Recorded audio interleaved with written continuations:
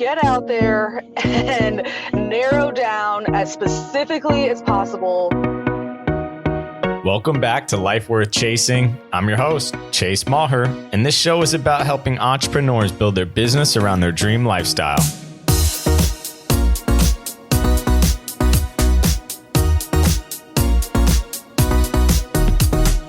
So my guest today is a real estate investor from Denver, Colorado, and she's found an incredible niche in Michigan with tax deed auctions. She's buying properties for $7,000 to $10,000 and selling them as is for $25,000 to $30,000 with seller financing, making interest as if she was the bank. She's a super smart lady. She's sort of known as the queen of real estate on Twitter, and I was just really excited to have her on the show and talk about all the things that she is doing to just really build a successful rental portfolio. So please welcome to the show, Amy Silverman. Amy, welcome to the show. I really appreciate you coming on. You are sort of quote unquote the queen of real estate Twitter, and I've been following you for probably only about a month now, but everything that you put out is absolute dimes and fire and great knowledge. And I'm just really excited to have you on the show. Thank you very much for having me. I appreciate it. Yeah. And, from following you, I know a good bit that, you're a rental property owner, you self-manage your properties. I know you do some consulting, but just for the listeners who may not know who you are, may not be on Twitter following you, can you tell us a little bit about, who Amy Silverman is, where you're from, and what type of investor you are? Yeah, absolutely. So I am based in the Denver market. And that's kind of where I have my core rentals that I've had for kind of a long time now. And, that's where I've gotten started. So I kind of got a slow start. I've been investing for about 13 years now. I started in college, but as you can imagine, it took me a while to really gain momentum. So I'd say the first 10 years, I was doing it mainly just as my side income stream, just, slowly but surely building a rental portfolio, mainly buying properties with loans and everything out here in Denver because it's a, pretty expensive market. And then I sort of reached the point where, of course the goal was always to, transition to it being more of a full-time thing. And yeah, so once I finally kind of reached that point, that was great because my rental income was sort of supporting me enough to feel like I could take that risk. But it sort of also was at a point where I couldn't really then afford anything else in the Denver market just because of how high it's gotten. And also just because, when you stop working and getting that traditional W-2 income, it gets a lot harder to get loans. So that sort of, slowed me down here in this area. And so I sort of shifted gears and started investing mainly out in Michigan. And that's sort of where my focus is now. And it's a totally different type of market, totally different strategy. Still kind of a buy and hold, but I'm not really so much doing rentals. I'm more doing owner financing type deals, which has turned into just a whole new learning experience, but it's been really interesting and fun and I love it. And I'm sure we can get into more details as we go, but yeah, that's kind of the gist of it. That is super cool. And I think that, your strategy of the buy and hold is more of a long-term game. Can you sort of, share with me why you went that approach rather than maybe fix and flips or rather, the wholesaling route? Why is it that you're super keen and dead set on the long-term strategy? Honestly, because I don't really like to have to put a lot of work into it. And so, things like wholesaling, really takes a big time commitment. You really have to find those deals and find those buyers and all those things. And, the second you stop working, the deals stop flowing. So that's just never really been my style. Like I said, for a long time, I was doing this more of just a side thing. And so, rentals really just sort of made the most sense with that. And then that was sort of in the beginning as I was sort of figuring it all out. And now I just have sort of become so accustomed to it. I can't really imagine putting more, work into it. I mean, I do like trying new things and new strategies and challenging myself, but I try to keep everything pretty passive. And so, yeah, that's the buy and hold thing. And, fix and flips, I may take on a few of those here in the next few years. I've just been very hesitant because I mean, I'm sure you are well aware how hard contractors are to deal with. That's honestly like the main reason is I just cannot deal with the contractors. Oh yeah. And, just all of that stuff is such a headache for me. So yeah, so far it hasn't been, appealing enough, but I think maybe I will be up for it sometime here in the next few years. I hear you. Well, I'm looking forward to, seeing when you do cross that path a bit more, what the status update and the progresses are. I'll definitely be keeping tabs on that. I agree. The contractors are the largest pain in the ass when it comes to the fix and flips. And that's why I mostly go after larger wholesale deals. And the only deals that I do flip are like just absolute slam dunk, easy rehabs, which are pretty few and far between, as I'm sure you're aware, especially in a market like mine or yours, San Diego and Denver, respectively. So tell me, like, when you got started, I know that you definitely amassed some rentals in Denver and in Michigan. Instead of getting started in the Denver area, I'm very interested in hearing why you picked Michigan, what you're doing there, and how you sort of got started in these tax deed auctions. Yeah, so I mean, I'm going to tell you a story, but I'll just be honest. Like, I don't have a great reason why. I was in a situation a little over a year ago. So basically, summer of 2018, I had sold a property in Denver that I intentionally wanted to try to sell, feeling like it wasn't something I wanted to hold long terms.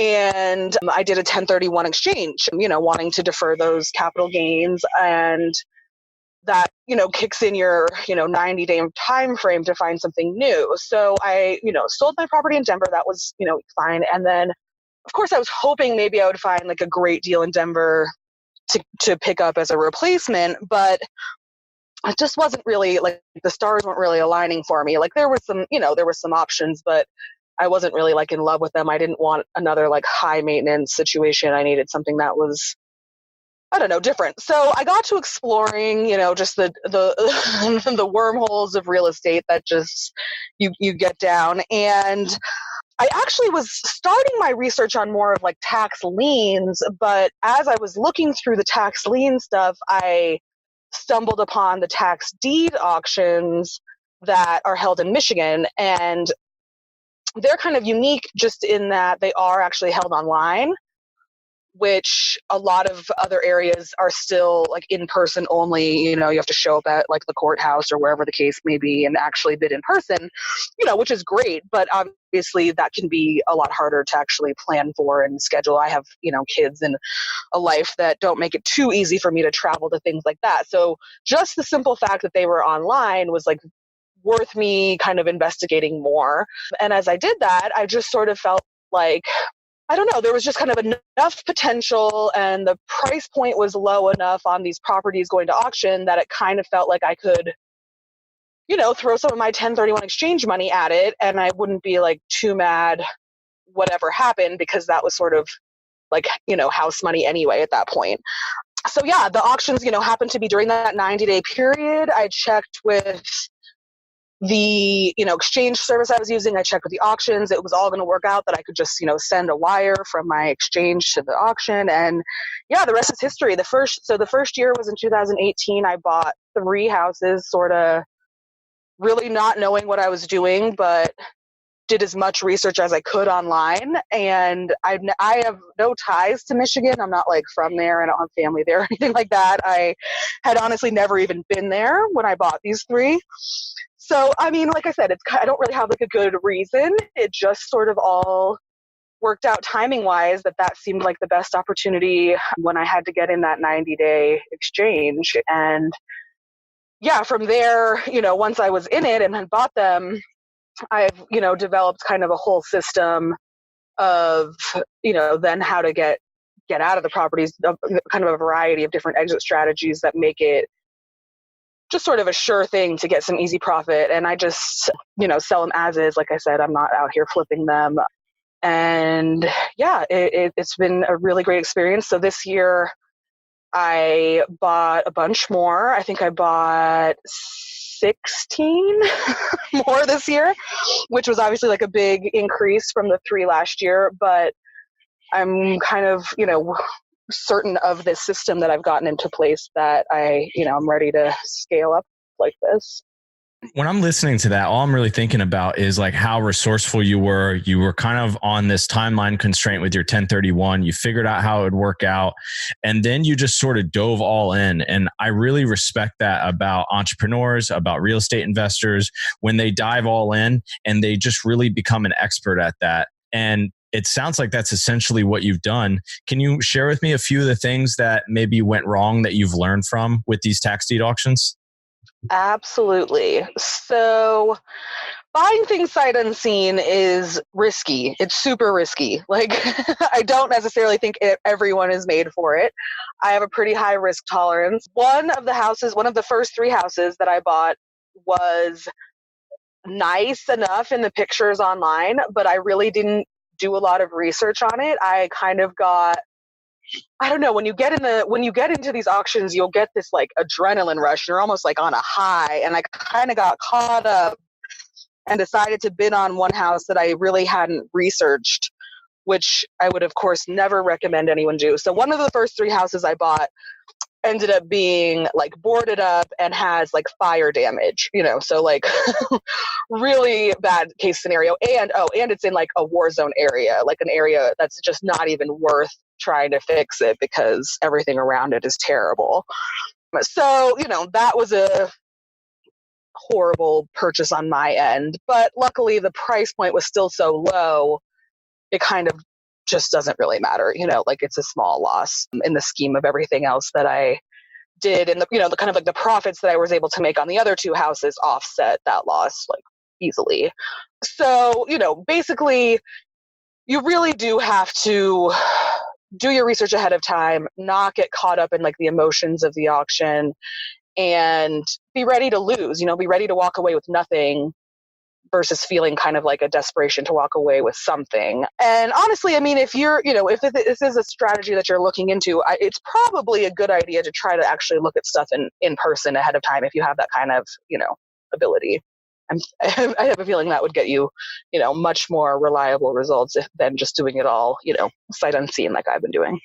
Yeah. And, I saw on Twitter you tweeted out that you could just imagine how many more properties you'd have or how much more successful your portfolio would be if you were there.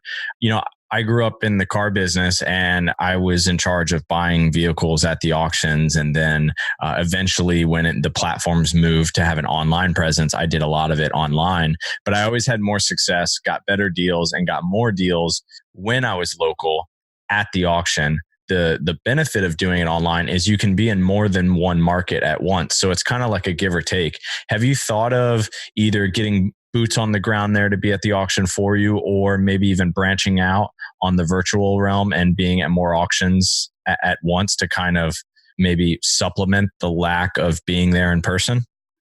Yeah, I have. At this point, I don't think I actually need someone to go to the auction in person for me, but I mean, and I've developed a good relationship with a variety of people in the state because I kind of buy all over the state who help me once I actually buy the houses. Because then I need, when you buy at an auction, it's not like you get keys, like you have to break in, like you literally have no access to these houses. So I have people who break in for me and get the locks changed and just whatever, get me pictures and all the stuff that I need. And so obviously things like that are what make it possible. And that really, is a game changer. But in terms of actually like needing to be there in person for the auction probably doesn't make a big enough difference. Like you said, I mean, the ability to juggle multiple markets is important. So yeah, so another thing I don't know if I mentioned is the Michigan auctions are only held once a year, whereas plenty of other states hold their auctions much more frequently, like sometimes are like monthly, some maybe are even like weekly. I know like specifically in Detroit, there's like just constant auctions every day, like every hour. So, you know what I mean? It sort of just varies. But yeah, that does make me think it would be good if I could kind of pick a second market to do this in that I could also, kind of do online and juggle, like maybe, do it sort of like, so the Michigan auctions like at the end of summer. So if I could do another one that's maybe in like spring or even like end of winter type of a thing to sort of offset the two, I think that would be awesome. But I don't think I'm quite there yet, honestly. Like the amount of properties I bought this year is turning out to be pretty overwhelming. And I'm really realizing I really kind of need, more of a team to really like handle all of this in terms of not just like the boots on the ground people, but like a VA and probably some other support staff, just because it's a lot to handle. And yeah, so the idea of adding another market seems like a little too much right now, but I do think, as I get a little bit more of a system in place, that will make sense. Yeah, I mean, 100%. Are you buying these all cash? Yes. And just like the typical property that you're buying at these tax deed auctions, what are you typically buying it for? What kind of rehab budget are you putting in place, and what are you usually renting those for? So my goal is usually to not spend more than $10,000 on any given property. I would say the average price I'm spending is probably in the ballpark of about $7 is a good like estimate, but it varies. There's obviously some that I get cheaper, some that are a little higher, whatever. And in terms of the rehab, I mean, I'm not putting much into the rehab. Like I might do junk haul out removal thing. Like I said, I'll get the locks changed, obviously. But beyond that, I'm not really putting work into these houses. So my budget might be like $1,000, or honestly even less than that. But I'd say $1,000 is like a good, estimate. And then from there, like I said, I'm not renting them exactly, but what I do, so in Michigan, there's something called a land contract, which is really commonly used. Every single person in Michigan knows what a land contract is. I, of course, had no idea what a land contract was when I first bought these 3 houses last year. I started listing them, for sale, for rent, whatever. And like, it was like every message I got, people were like, will you do a land contract? And so it got to the point where I was like, okay, what the hell? Like, okay, I got to look this up. Like, I got to figure out what they're asking about, because everyone's asking the same question. And basically, land contract's just kind of another term for seller financing, lease to own, rent to own, all those terms that are used in different markets. That's all it is. But it's just super common out there, which I didn't realize was going to be a great thing, but has turned out to be a great, great thing. So basically, I'm able to just sell these properties as is on a land contract to local people who are going to fix it up themselves and live in it. Occasionally, I might sell to an investor or whatever the case may be, but most often it ends up just being like a local resident who's going to live in the house. And so in that situation, you are also, so you basically, negotiate the terms of the contract. You also put an interest percent on it, and you get a down payment. So if the numbers can all work out fairly decently, you can usually get cashed back out the majority of your investment just through the down payment. You know what I mean? So like if I bought a house for $5,000 and I could try to sell it for like 50, I mean, that's probably, most times you're probably not going to sell it quite that high. I would say it's a little bit of a lower price point, but you know what I mean? Like just in that scenario, you could then get a 10% down payment that would just like fully cash you back out of that property. And then, you would accept payments for maybe 5 years, 7 years, 10 years. I'm usually willing to be sort of flexible on the length of the contract, because that's what determines the monthly payment amount. And I've learned that basically all people care about is what are they going to have to pay monthly, and can they afford that? And as long as you give them a monthly payment that they can afford, they don't really care what the total purchase price on the house is. I mean, of course, like within reason. God, it's like selling used cars. It is. It actually really is not that different. Yeah. And it's great because everyone wants to do this. I mean, so like this can apply in any market, but if you go to a market where, seller financing is kind of uncommon, you're going to have to explain it over and over again and kind of give it like, a little elevator pitch or whatever to make people understand those terms. It's being in a market where they just want that anyway has made this just like a dream. And yeah, I love it. So did I hear you correctly that you said you're sometimes buying these at 10% of ARV? I would say so. Yeah, I mean, and maybe, like I said, that's like what I would consider like a best case scenario. I'd say a more normal spread would maybe be like you buy it for, like I said, 5, maybe 7, and could sell it for about like 30. I'd say that you could pretty much do like all day long. Like there's a lot of that type of spread. But then you're also putting the interest on it. So you're not actually just getting that 30, you're going to get another, I would have to get my amateurization schedules out to tell you exactly how much interest, but maybe like 35 or whatever. Yeah. And the other great part is you don't have to deal with it like you would a rental. So you're not responsible for any of the maintenance. They take care of all the utilities. They have to put the insurance on it themselves. They even have to pay the taxes. Like you literally are the bank. And that's what I've decided is like what I want to do at this point. Like I don't want to take on any more rentals. Not that I've even had a bad experience with rentals, but I just don't need to do any more property management when I have this other option of not doing any of that stuff anymore, Yeah, no, I mean, it really sounds like you struck sort of a golden niche and are really making a lot of headway in that. So kudos to you. That's very cool. I'm going to have to look into that because I haven't explored these tax deed auctions. I definitely explored seller financing and love the idea of being the bank, but it sounds like those are some of the best returns. Now, I would imagine you can definitely get burned quite a bit. So I'm not trying to make it look like what you do is easy by any means, but the opportunity seems pretty incredible. I agree. One of the things that I see, and correct me if I'm wrong, one of the things that I see that you are a major proponent of in your consulting is investing smarter, not harder. Can you share with me a little bit about like what are some of your key teaching points on investing smarter, not harder? Well, yeah, I mean, I think what I just went over is a good example of it. Of just, I mean, for one, I like to tell people that property management is, generally speaking, not as bad as people make it out to be. Of course, it sort of does vary by market and property type, like if you're buying really low class properties and things like that. But overall, in general, I think, with the modern technology that exists today, property management is really easy. So I use a system called Cozy. There's lots of other ones that basically will automate all of your, payments between you and your tenants, but also like maintenance requests, even like the application process when you're first screening tenants.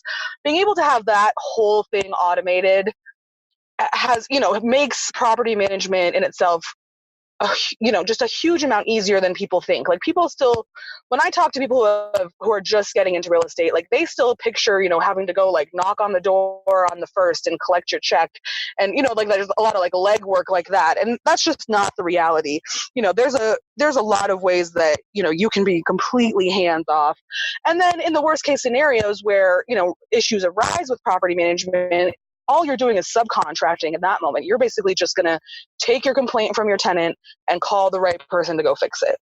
It's, you know what I mean? So it's really like things like just helping people see how much easier some of these things can be done than the way it sort of is in their head, because they're still learning. And that's, and that I love, making people see that it can be so much easier. But then, the next level of it is, screw all that property management stuff. Let's go straight to these owner financing situations where you don't even have to, do all of that work. But even other, there's a whole nother level to it of, so like in the owner financing situation that we just described. So let's say I sell a house on a land contract. Someone, starts making payments to me. That's now a performing note. I'm sure you've probably heard of like note buying and selling, right? So that's a whole nother thing that I'm, trying to help people see is if you like a great way to get into real estate, if you don't feel like you want to be like as hands-on with it, is note buying. So you could basically just buy that deed from me. The person who's in the property just stays and continues making their payments, but now they make those payments to you instead of me. And same thing goes for you now. You don't have to do any of the maintenance. You don't have to do any of the taxes, none of that stuff, because they've already taken all of that responsibility. You just sit back and collect that principal and that interest.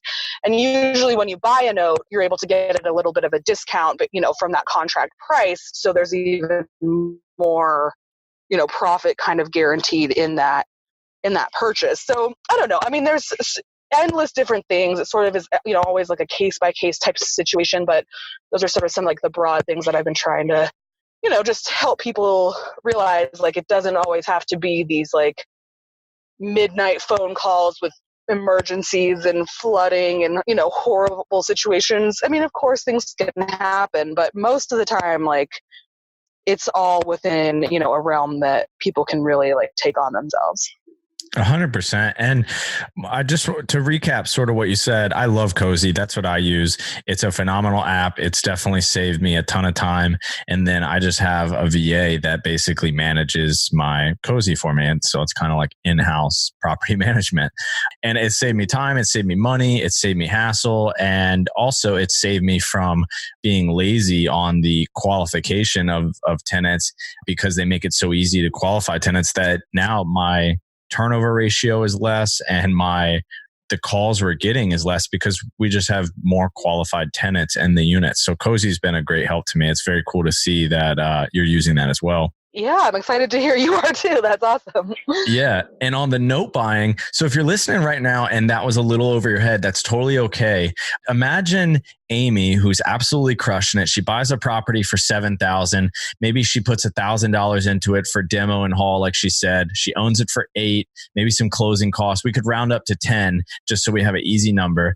And she sells it. She does this land contract to somebody local in the area for, say, $30,000. Amy, what type of interest are you putting on that? My standard is like 7%. I will say every state has interest limits, so you should always look it up. But yeah, somewhere in that maybe 7-8% is usually where I started, at least. And then sometimes I'll make it higher if there's a situation where maybe like they can't pay as much down, like their down payment needs to be lower. So I'll make the interest higher to still like make it work, And then are you doing any points up front? Like if it's 7% and your sale price is 30, are there any points up front that they have to pay? I haven't done that yet, but I wouldn't be surprised if, someday that does happen, but not yet. Hey, there you go. So let's say you're all in for 10 grand. You come up with a contract with them for 30 grand at 7%, and they have to put, say, I don't know, we'll call it 5 grand down or something. So you immediately got half your cost back. And then now you can present that property to a note buyer that might want to buy it at a, say, 75% discount, or we'll call it a 70% discount. So 70% of 30, what is that, like 21,000? I don't know if my math is correct here, but imagine if it's 21K, she just quadrupled her or doubled her money on the 10 and got 5 from the buyer themselves. So she just made out like a bandit, didn't have to do any of the property management, and is essentially acting like a bank, who we all know the banks got all the money. They got some of the smartest people, and Amy's figured out a way to do that on her own, which is extremely cool. So if you're interested in how to do that, Amy does some consulting. And so, Amy, would you like to share a little bit about what that would look like if somebody's really interested in getting into this type of space? Yeah, absolutely. So yeah, I have been doing consulting. You can find me at silverspringsconsulting.com.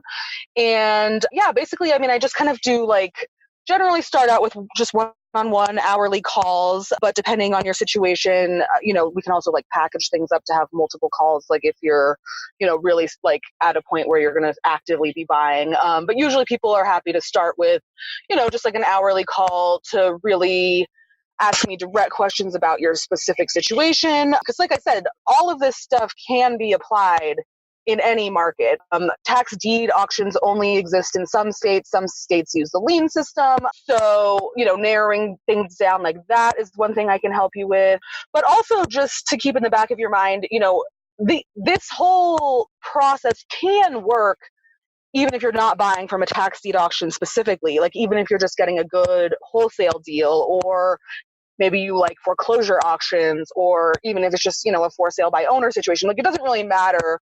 It's just a matter of finding the low enough price point. And that's, one thing that seems to be almost like a sure thing with these tax deed sales. But I would expect foreclosure auctions to really be like heating up here, over the next few years. So just things like that, just sort of figuring out what's the right acquisition strategy for you and your market, and then the whole process from there, because, buying it correctly is the most, is kind of the most important part, but then there's a lot of other steps, and, it is a lot when you first do it. But I've worked with a few different clients this year who did it in Michigan, and I have one client who I think bought 6 houses. I have another who bought 4, another who bought 2. So, and I don't do any of the buying. I mean, they're investing their own money and they're choosing which properties to buy. Like, all of that is their own, decision making, but I consult with them, throughout the process to help them hopefully, make the right decisions. And then, once they've bought, then we,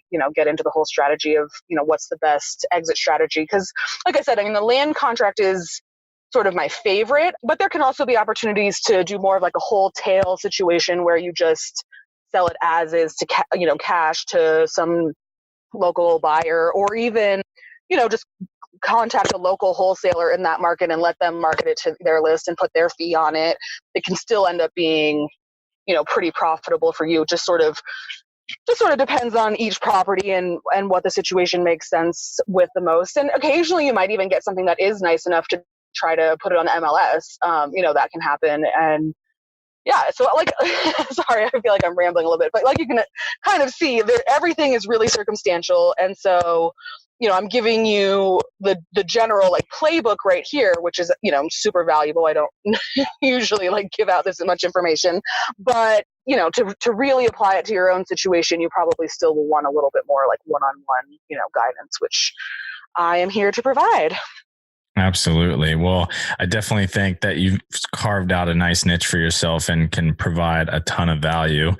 And so that leads me into our little debate round. So if we could drop some horns for the debate round right here.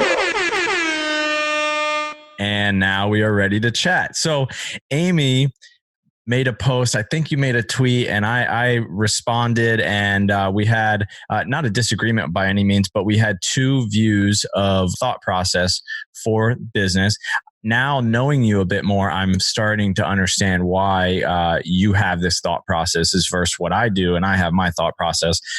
It was, should a real estate investor have their real estate license, yes or no? And I believe Amy was in the ring of not having it. I'm in the ring of having it. And so I would love to hear from you, Amy, why you believe that. All right.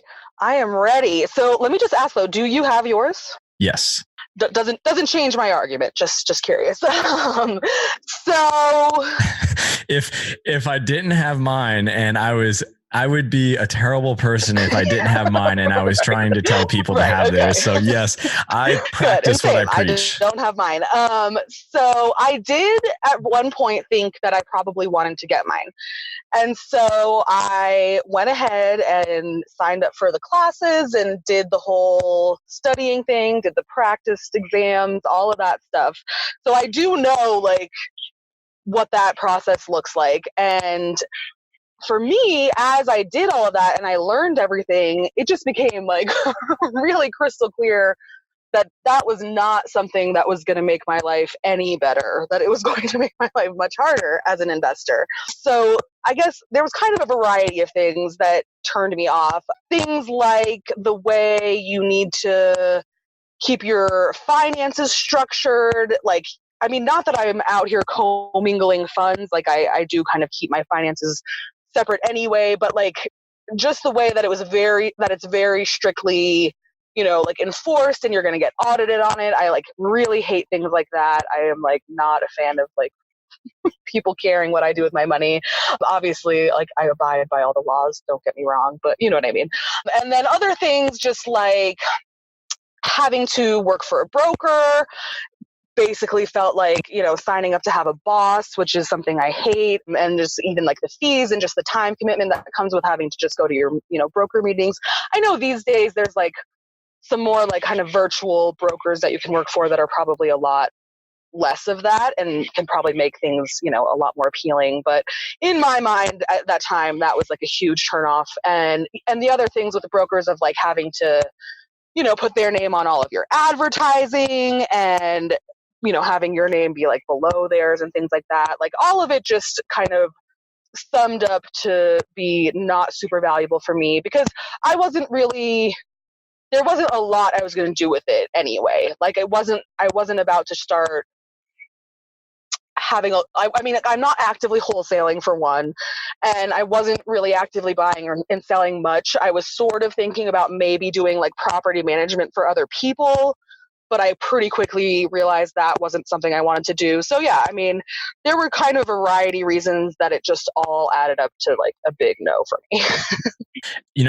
I really respect that. And I think that in my personal opinion, for what you do, I believe that you have totally made the right call, and not having your license for what you specifically do, not having it makes total sense.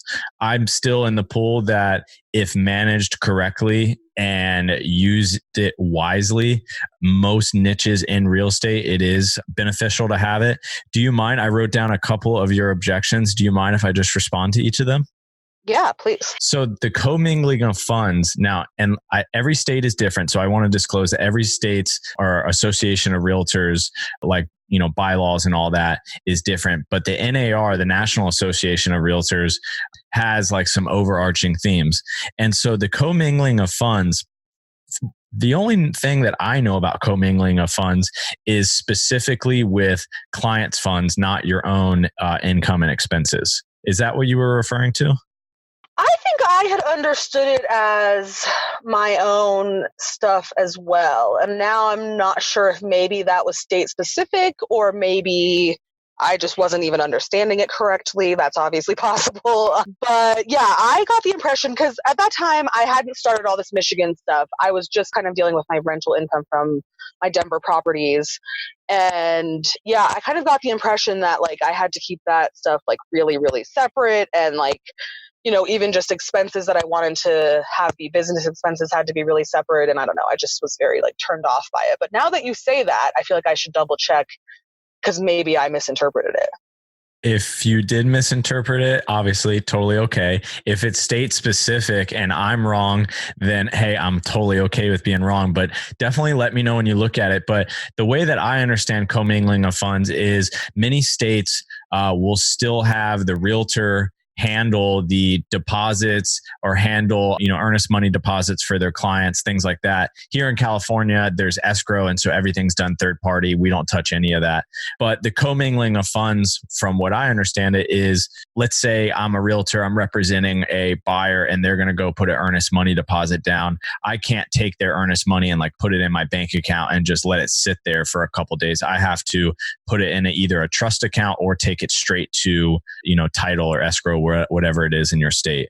Realtors are essentially independent contractors. So for our own expenses and revenue and income and all that, it's no different than any other independent contractor. We run our books for ourselves personally, and that has nothing to do with the commingling, from how I understand it here in California, also in a couple other states that I've done business in. So might be something to look at.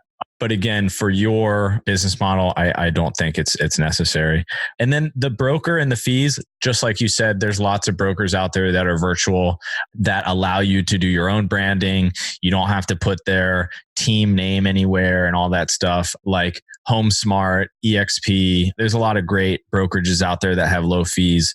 But my favorite thing of why and full disclosure, I was a luxury real estate agent for a few years before I got full-time in real estate. And so I didn't get my license as an investor. I got it as a realtor that wanted to get into investing.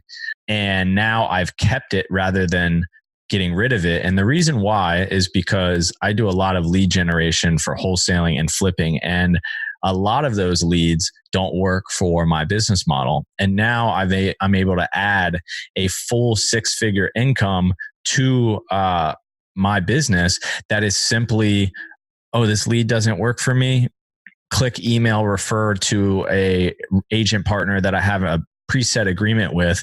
And when that closes, I get a large chunk of their commission. And then that is able to work at scale in multiple different markets. And so it's a great tool and a great benefit in that sense. But I could totally see why with your business model, it would be a distraction or even an opportunity to get hit with fines or some other BS that you don't want to be dealing with. So I don't think anybody is wrong here. Not that I went into this trying to prove anybody wrong, but I just wanted to, share.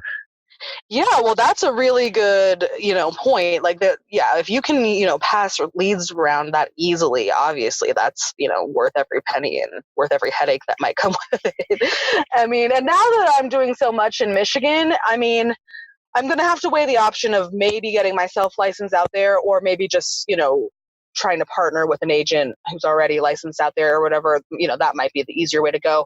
Because then there's also the whole, like, you have to disclose your license, which isn't, I don't think that's really like a deal breaker in any of my deals, but things like, you have to disclose any like damages and issues that you know about with the houses. And sometimes it's easier to just, not mention everything. I mean, I don't even see the houses, so it's kind of easy for me to just not know. But I don't know, one of those things where I kind of have to decide if maybe now being able to use the MLS and things like that would become worthwhile out there. Totally. And you might even find it might be even more beneficial to just get with an agent that will do a reduced rate to have all of your listings or something like that. Right. Exactly. That way you don't got to deal with any of it. Yep. Okay. Well, that ends our little debate session. I think, Amy is very intelligent and is totally right in that respect. And then if there's anybody out there that's doing a bit more of a wholesaling model and you want to learn how I do my referral income, feel free to DM me. I am happy to share. Moving on. Amy, I like to ask everybody because we all know that real estate is all, roses and peaches, but in reality, I call it roses and hand grenades. Can you share with me a mistake that you have made? Maybe it might be with your tax deed auctions or your Denver rentals, but a mistake that you've made that you like to teach others so that they can avoid it.